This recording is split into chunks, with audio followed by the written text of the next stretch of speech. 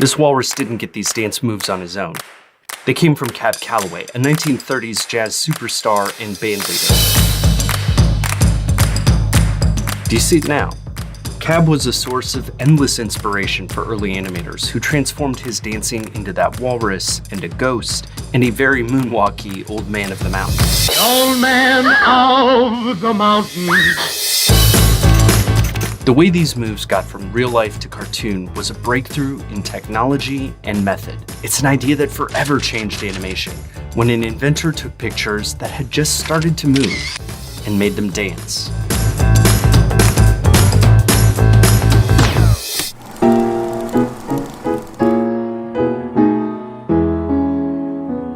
As riveting as that was, early animation had a problem. The first animated shorts didn't look right. Don't focus on the drawing. Look at the motion. See how clunky his arm move is here, and how his shoulder doesn't move realistically?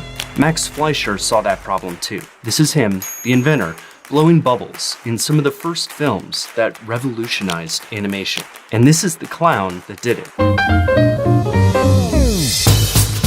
See how naturally Koko the clown moves compared to the umbrella guy? That's where the invention called the rotoscope comes in. You can understand it from the patent application. It was a way to film real movement to create better animation. First, they filmed live action motion in the wild. For Koko the clown, they filmed Max's brother, Dave Fleischer, dancing around in a clown costume on Max's roof. He was in front of a white sheet for contrast. The sheet actually blew around so much that Dave almost fell off the roof, so don't try this at home. That film gave them individual frames of Koko moving around. Like in the patent, they used a projector hooked up to a car headlamp to amp up brightness, and it showed each frame on a screen with tracing paper. Then they just played it back, frame by frame, tracing what they needed.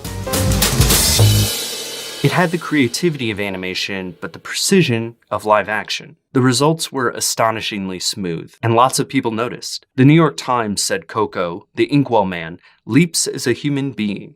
And it made sense. He was one. Take Cab Calloway's performance. Now, animators didn't have to guess what subtle movements came in the middle. They had a filmed guide to every frame.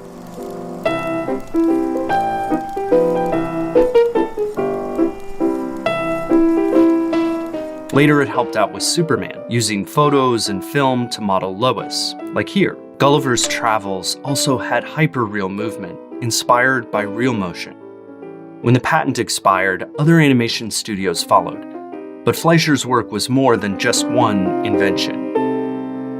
Now, these cartoons and other ones at the time are filled with tons of cringy stereotypes that wouldn't pass muster today, but the creativity, that is not dated at all. Here we go. Fleischer Studios invented the bouncing ball song, where you can follow along with the lyrics. Oh yes, there's a patent.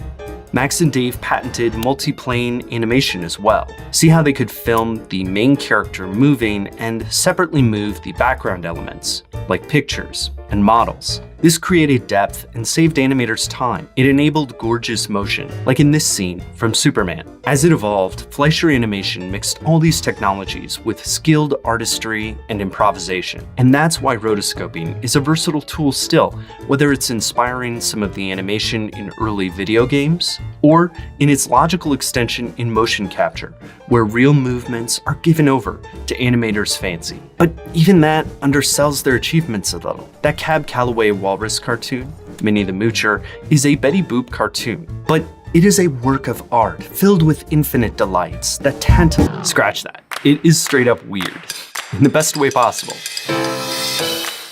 Phones have lips, handkerchiefs talk, ghost skeletons get drunk, tonsils scream, the list goes on.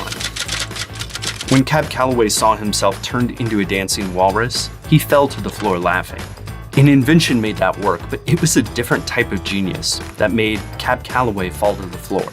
You can patent a device, but you can't patent that. That's it for this episode in this series about big changes to movies that came from outside of Hollywood. If there are any other animation examples you find striking, let me know in the comments. I do want to take a chance though to underscore just how far outside of Hollywood the Fleischers were. In addition to their New York studios, they had one in Miami, Florida. And that is where Gulliver's Travels was actually made.